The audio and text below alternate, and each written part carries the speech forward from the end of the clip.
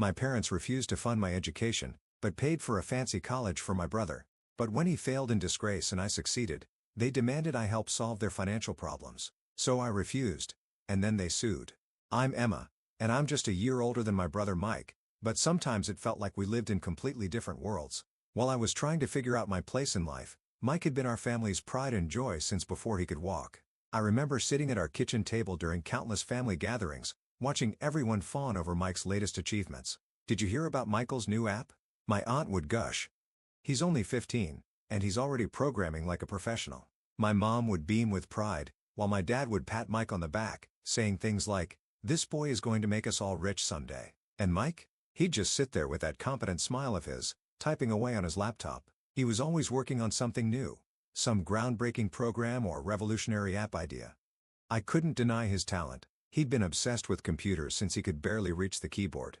In middle school, while I was trying to figure out what clubs to join, he was already winning mathematical Olympiads. "Your brother's going to change the world," my dad would tell me, not even trying to hide the fact that he thought Mike was special in a way I could never be. And it wasn't just him. Our entire extended family treated Mike like he was some kind of tech prodigy.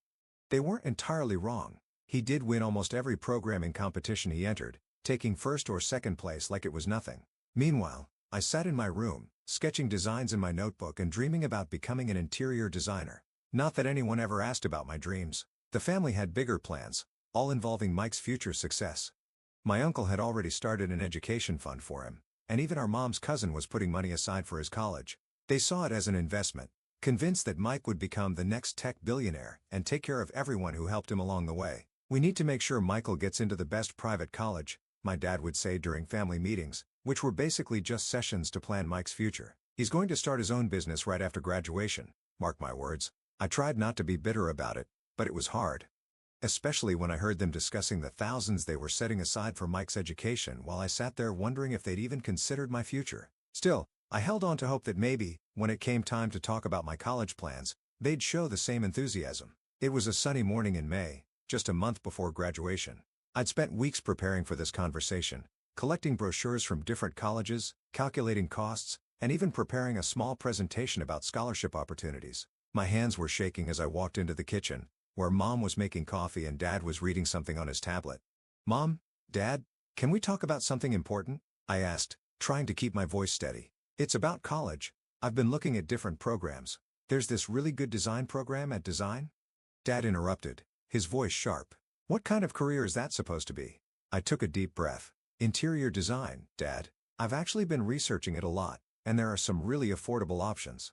Look, this college has great partial scholarships, and if I get one, you'd only need to pay." The sound of my parents' laughter cut through the air like a knife. Not the warm, loving kind of laughter I'd heard so many times when Mike showed them his latest programming achievement. This was different, cold, dismissive, almost cruel. "Oh, sweetie," Mom said, shaking her head, "we need to be realistic here.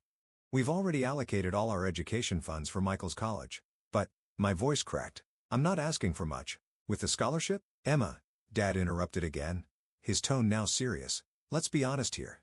You're not as smart or talented as your brother. We need to invest our money where it will actually make a difference." The words hit me like a physical blow. I felt tears welling up in my eyes, but I refused to let them fall. "I've been working really hard," I protested. "My grades are good, and I've been practicing design." "Design?" Dad scoffed. "You want us to waste money on that? If you want to learn how to paint walls and glue wallpaper, you can do that for free. You don't need college for that." The tears I've been holding back started rolling down my cheeks. I left the kitchen without another word, but I could still hear them talking about how I needed to get my head out of the clouds and accept reality. Their voices followed me up the stairs, each word another crack in my heart. But as I sat in my room, staring at my tear-stained college brochures, something inside me hardened. If my parents wouldn't help me, maybe someone else would. I thought about my grandparents, Dad's parents, who had always shown genuine interest in my sketches whenever we visited them. That afternoon, I took the bus to their house. Grandma opened the door, took one look at my face, and pulled me into a hug. "What's wrong, sweetheart?" she asked, leading me to their cozy living room.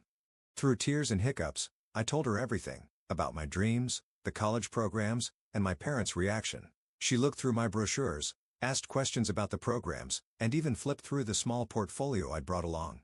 When I finished talking, Grandma squeezed my hand and said something I'll never forget. "Your dreams matter, Emma." They mattered just as much as anyone else's. Then she got up, walked to their bedroom, and came back with a checkbook.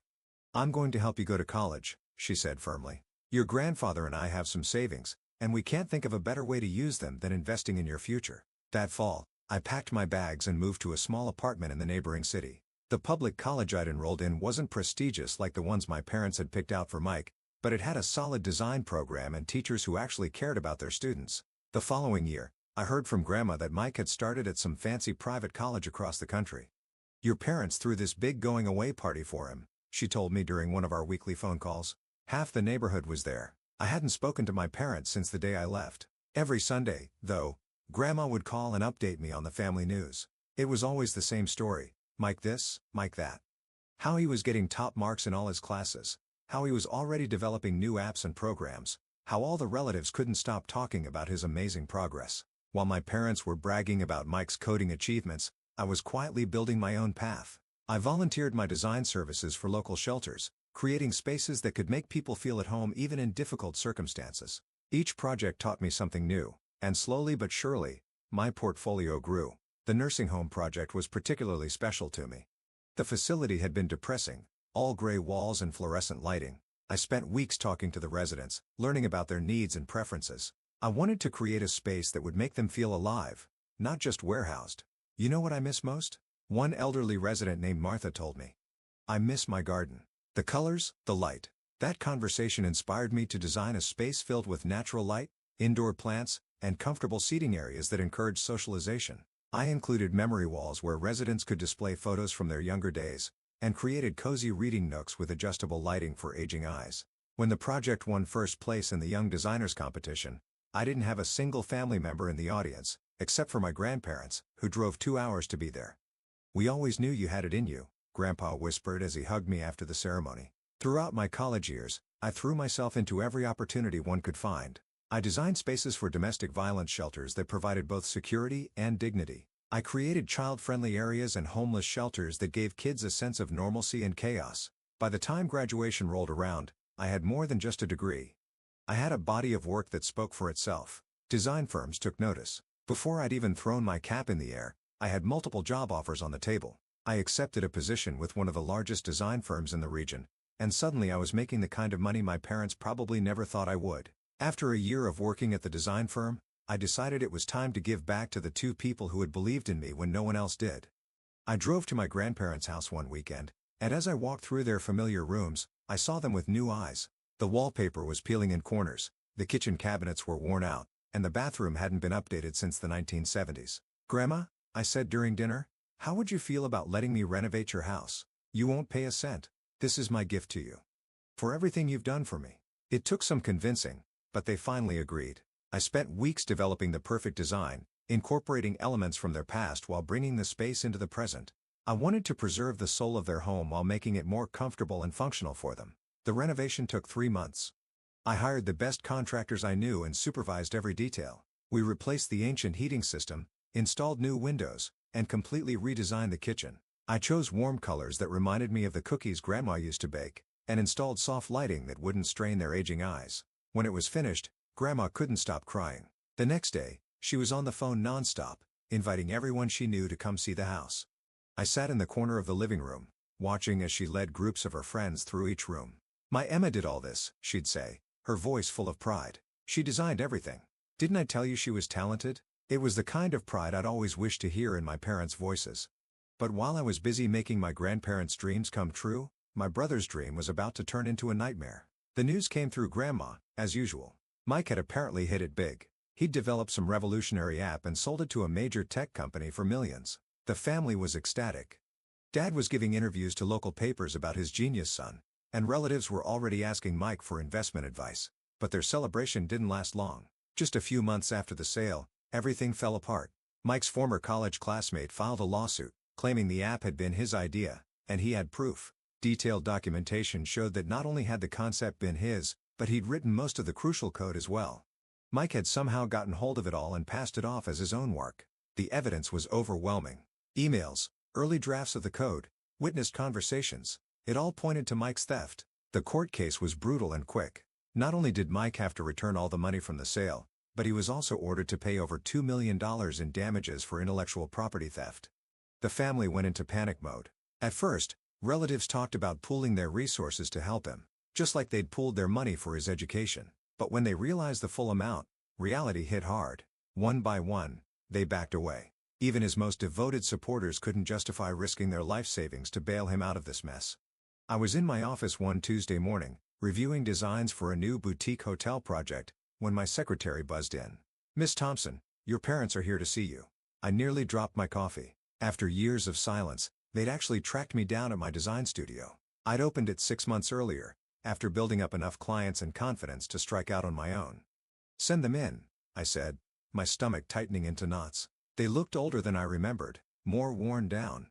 Mom's hair had gone completely gray, and Dad's confident swagger had been replaced by a slight stoop. They stood awkwardly in my office, taking in the awards on the walls and the large drafting table covered in blueprints. "Emma," Dad started, his voice lacking its usual authority, "you've done well for yourself." I waited silently. I knew they hadn't come to admire my success. "We need your help," Mom blurted out, wringing her hands. "It's about Michael." Dad cleared his throat. "My business, it's not doing well. I've been taking out loans to help with Michael's legal fees, but we're drowning here, Emma. We need money." "Let me get this straight," I said, leaning forward in my chair. "When I needed help with college tuition, you laughed at me. You said I wasn't worth investing in. You said I could learn to paint walls for free. And now you want me to hand over my hard-earned money to fix Michael's mistakes?" "That was different," Mom protested. "We were just trying to be realistic about your prospects." "No," I cut her off. "You were wrong about my prospects, and you were wrong about Michael's. I'm not giving you any money." They left my office in a huff, but that wasn't the end of it. The next day, my phone started buzzing with notifications. My parents had taken their grievances to social media, painting me as an ungrateful daughter who'd abandoned her family in their time of need. The family divided into camps. Aunt Sarah posted a long message about how children should always help their parents, no matter what. Uncle James agreed, saying family loyalty should trump past grievances. But others stood up for me. Cousin Rachel pointed out how my parents had ignored me for years while lavishing everything on Michael. My mother's sister wrote about how she'd watched them dismiss my dreams while building Michael's pedestal higher and higher. The debate raged on in comments and posts, with relatives taking sides and arguing about family obligations versus personal responsibility. Some called me heartless, others called me brave. Through it all, I kept working. I had 3 major projects in development, a team of designers to manage, and clients who counted on me. I didn't have time to engage in social media drama. Grandma called me one morning, her voice filled with that particular excitement she got when she was up to something. "Emma, dear, I need your professional opinion on something," she said. "My old friend has this apartment in one of those converted industrial buildings downtown. It hasn't been touched in nearly 50 years, and I thought maybe you'd like to take a look." I was intrigued. I'd never worked on a conversion project before, and the idea of transforming an old industrial space excited me. The next day, Grandma took me to see the apartment. The building was gorgeous, all exposed brick and tall windows. Inside the apartment though, time had stood still. The wallpaper was straight out of the 1970s, the kitchen still had its original appliances, and the bathroom, well, let's just say avocado green wasn't my first choice for tiles. But I could see the potential. The ceiling heights were amazing. And those windows. The light streamed in through massive industrial panes, creating patterns on the worn wooden floors. My mind was already racing with possibilities. "This is incredible," I told Grandma, sketching quick ideas in my notebook. "The bones of this place are fantastic. I want to do this project for free. Consider it a thank you to your friend for letting me work on such an amazing space." I threw myself into the project with everything I had. I preserved the industrial character while creating a modern living space. We kept the exposed brick walls but added warmth with wooden elements. The original factory windows were carefully restored, and I designed custom furniture that would complement the industrial aesthetic while providing comfort. The kitchen became a showpiece, with concrete countertops and sleek cabinets that respected the building's history. I transformed the ancient bathroom into a spa-like retreat, replacing that avocado green with clean lines and natural stone. When the renovation was complete, Grandma and Grandpa insisted on seeing it first. They walked through each room slowly, taking everything in. Then Grandma turned to me with tears in her eyes. "Emma, sweetheart, we have a confession to make," she said, reaching for Grandpa's hand. "This apartment, it's not my friend's, it's ours. Or rather, it was ours. Our first home together. And now it's yours." I stood there, frozen. "What? We bought it when we first got married," Grandpa explained, his voice thick with emotion. "Back then, this whole area was industrial. Factories everywhere, workers coming and going. We were young and it was all we could afford. But we were happy here. When the factories closed down, everyone thought this area was finished, Grandma continued. But look at it now. It's one of the most desirable neighborhoods in the city. We kept this place all these years, waiting for the right moment. And now it's yours, sweetheart. You've made it beautiful again. I burst into tears and threw my arms around them both. That evening, after they left, I sat in my new living room, still in disbelief. I took a photo of the transformed space and shared it on social media, along with the story of my grandparents' incredible gift. The peace I'd found in my new home didn't last long. Dad showed up at my door one evening, uninvited and agitated. "Do you have any idea how much this place is worth?" he demanded, pushing past me into the living room. "We could sell it and solve all our problems. Michael needs help with his debts, and I've got creditors breathing down my neck." I stood my ground. "This is my home. Dad, Grandma, and Grandpa gave it to me. It's not for sale." "Don't be selfish," he shouted. "This is prime real estate. Your brother is drowning in debt, and you're sitting here in a gold mine." Before I could respond, my phone rang. It was Grandma. Somehow, she'd known grandmothers always know. "Put your father on the phone," she said firmly. I handed him the phone and watched his face change as she spoke. "Listen to me very carefully." I could hear her stern voice through the speaker. "That apartment is Emma's. I gave it to her, and that's final. If you keep harassing her about this, you'll have me to deal with." Dad left that day, chastened by his mother's words. For a while, everything was quiet. Then, life dealt me the cruelest blow. Grandma passed away suddenly in her sleep. Before I could even begin to process that loss, Grandpa followed her just 2 weeks later. Everyone said he died of a broken heart. The will reading was held a week later. Everything was clear.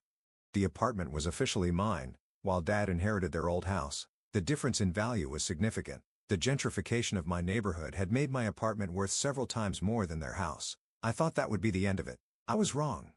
Less than 2 months after we buried my grandparents, I was served with legal papers. Dad was suing me, claiming I had manipulated Grandma into giving me the apartment. The lawsuit alleged that I had exercised undue influence over an elderly woman and fraudulently obtained property through deception. But throughout the renovation process, we'd had countless conversations over Messenger, her asking questions about the progress, sharing old stories about the apartment, discussing her plans to give it to me. Every message showed her clear intention, her excitement about giving me this gift, her sound mind and judgment.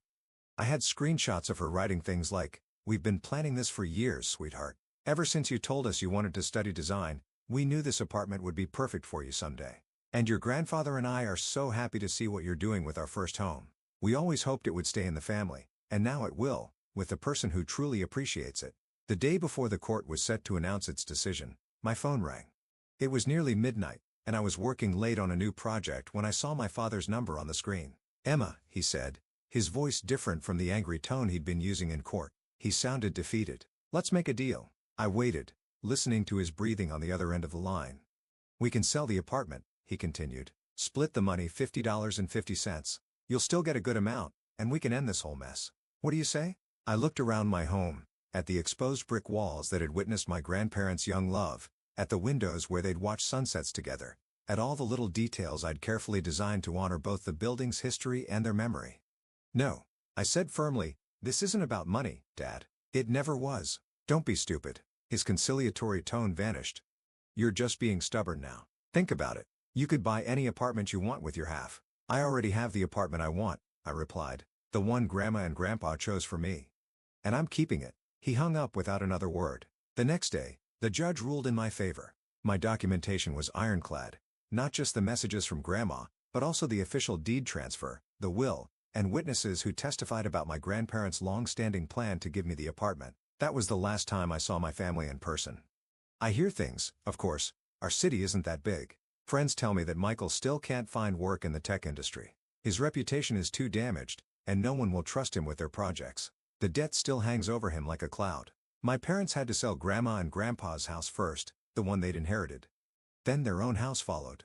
Now they live in a small apartment in the suburbs, all 3 of them together. Sometimes I drive past their new neighborhood and think about how different things could have been if they'd believed in both their children equally. They're still talking about me, spreading their version of events to anyone who'll listen. Ungrateful, they call me. Greedy. They tell people I abandoned them in their time of need, that I chose an apartment over my family. But I know the truth. I didn't choose an apartment over family. I chose to honor the memory of the family members who actually believed in me. Every morning, When I wake up and see the sunlight streaming through those huge industrial windows, I think of Grandma and Grandpa. I think about how they saw something in me when no one else did, how they invested in my dreams instead of dismissing them. My design business is thriving now. I've expanded my studio, hired more designers, and we're working on projects all over the city. Last month, we won a major contract to redesign a historic hotel downtown. They specifically wanted someone who understood how to blend historical architecture with modern comfort.